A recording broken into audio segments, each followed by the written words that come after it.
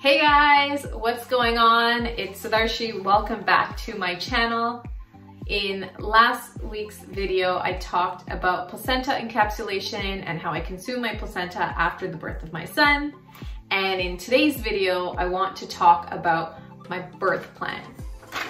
So here is my birth plan. I'll walk you through everything that I have on here and how it ended up going.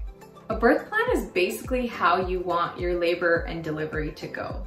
All of your expectations for it and exactly how you want it to be done so that it can go according to the way that you planned. Just because you have it written down as your birth plan doesn't necessarily mean that's exactly how it's gonna go. Because when it comes to labor and delivery, you never know what's going to happen, but it is really important to come prepared with an idea of what you do want. So my husband and I decided to opt for a hospital birth. I know there are a lot of reservations people have with the hospital environment, but for us, for our first experience through labor and delivery, we just felt a little bit more comfortable in the hospital environment. Did it go exactly as we planned? Definitely not. And would we do it again in a hospital environment? We don't know yet. So we'll see, but in this video, I basically wanted to walk you through my birth plan and talk about why I had this expectation, what I wanted from it, and did it go as I planned. So the first thing I have here on my birth plan is that monitoring will be intermittent, handheld or wireless, and not hooked up or internal, so mother can move. Now, the reason why I had this on here is because I really wanted to be able to move around and get into the most comfortable positions that I needed to get into in order to birth my baby. I didn't want to be hooked up to any sort of devices and kind of chained to it because this didn't give me the freedom that I was expecting during my delivery. So how this went for me during my hospital birth was that monitoring was intermittent and it was wireless. So I wasn't hooked up, which was exactly what I wanted. I did get checked up every now and then, but I was able to walk around, move through the room, go to the bathroom, and take other positions other than just being on my bed. So the second thing that I have on here is that I wanted no IV, no induction, or unnecessary drugs where possible. This included morphine, laughing gas, fingers to induce, epidurals, oxytocin, pitocin, amniotomy, forceps, episiotomy, or C-section. So obviously we don't have full control over these things, especially when you are at a hospital. So I was able to kind of advocate for myself, but there was a point during my labor where the doctor highly recommended that I take laughing gas. My baby was breached, and so I was getting very exhausted and I was getting a lot of back labor. And the recommendation was for me to get on all fours and take the laughing gas to help me through flipping the baby over on my own. And so after a lot of convincing, maybe a few hours of convincing, I finally said, yes, I will do it. So I did take that laughing gas and got on all fours, and we were able to flip the baby around after a little while. And that really helped me with my back labor. And after everything, I was glad that I did it. It did obviously affect my progress during my labor because it was an intervention. However, basically we needed to do what we needed to do to get the baby into the proper position for delivery. So it ended up working out after all. The next thing that I have on here is that I wanted it to be dimly lit in the room, quiet and warm. So I do think it was easy to keep the lights off in the room. When the doctor did come in for his checkups, he did want the light on. So this was a little bit of an interruption to the flow of things. But generally it was quite quiet and quite warm in there.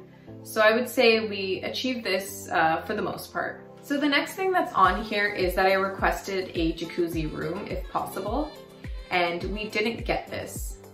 And that was okay. I don't know if I was even in the mood to step into a jacuzzi, but I did take a hot shower while I was in labor to help me manage the pain and the contractions. So the next thing that I have on here is that I didn't want the delivery to be on my back or lying down.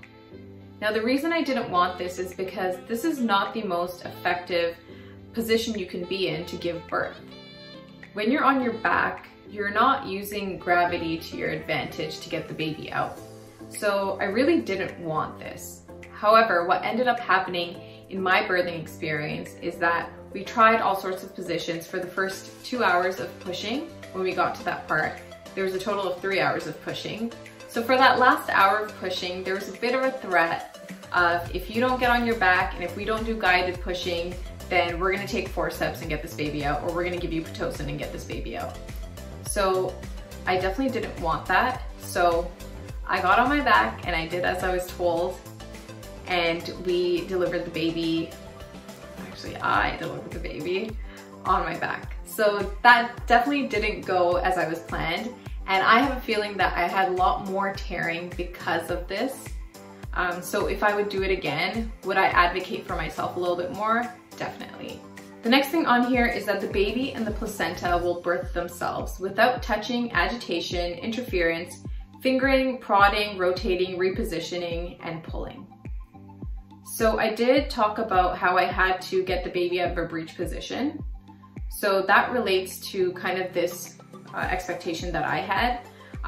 If I didn't do it myself, if I didn't get the baby unbreeched myself, the doctor said that he was gonna go in and he was gonna turn the baby himself, which would have been extremely painful, and I just didn't want that type of interference in my birth. So before we went into the hospital, when I was doing my classes with the hospital, I asked them if they allowed the baby and the placenta to birth themselves, and they said that in like 95% of hospital births, the doctor will assist the baby coming out, and that's the way that they do it. That's not really my philosophy on birthing, but it is the hospital's way of doing things. And so even though I did have it on my birth plan, it's not something that they followed. They were gonna assist the baby to come out anyways. So once the baby did come out and the placenta was supposed to be birthed, they definitely yanked the placenta out of me. Like, okay, the baby's out, now it's time to get your placenta out. And because we're first-time parents, we got our baby in our hands for the first time seeing this baby. We kind of were like, whatever, do whatever you want down there, we have our baby. For next time, I would definitely be more aware of it if I can, and try to advocate for myself a little bit more in that department. Now the next thing that I have on here is that cord clamping will be delayed until the placenta births and stops pulsing.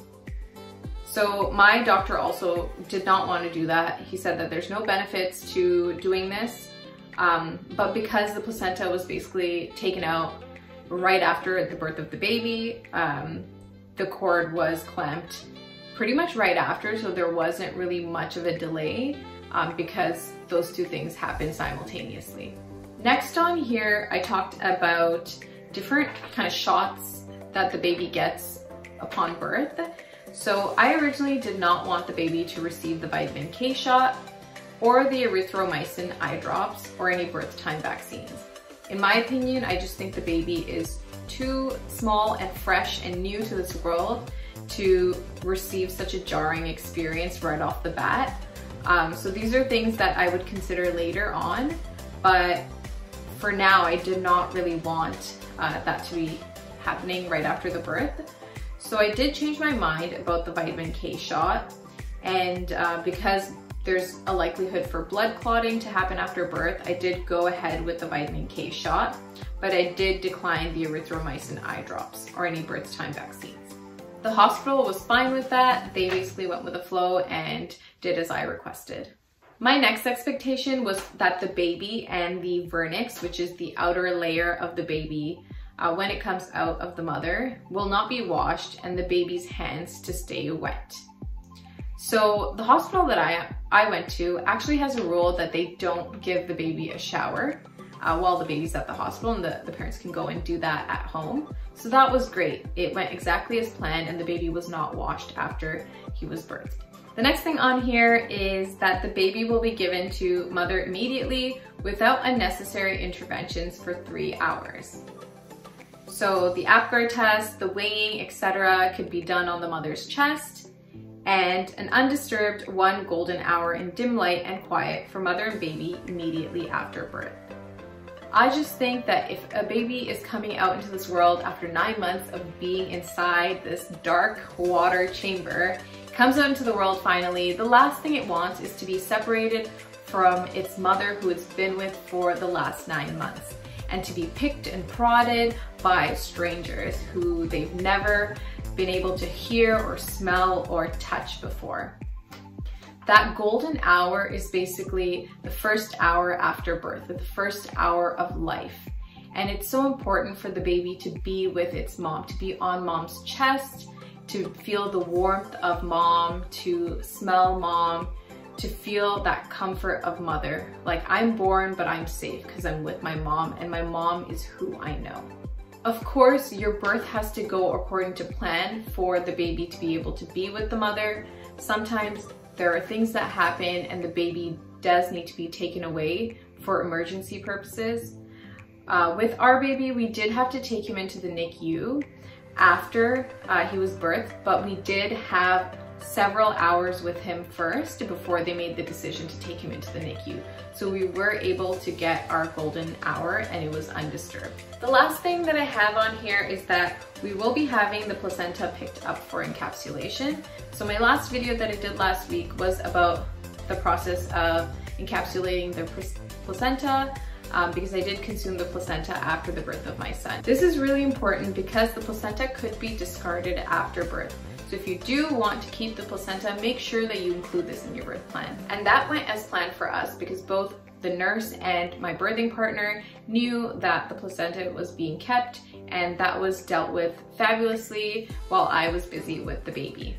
So that is it, guys. I've shared my birth plan with you. You kind of understand the reasons why I decided to do some of the things I decided to do, but also how it went, and that really you can't have your expectations too high because things don't always go according to plan.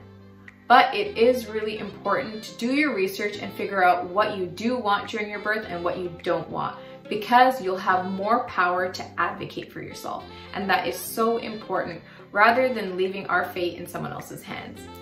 So I hope this video was valuable to you, and I wish you all luck in creating your birth plans, and I wish you the best of luck in your labor and delivery experiences. Thank you so much for watching. If you liked the video, please like. If you have something to say, please comment. If you want to share it with your friends, please go ahead and do so.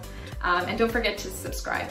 Thank you so much for watching, and I'll catch you next time in the next video. Thank you. Bye.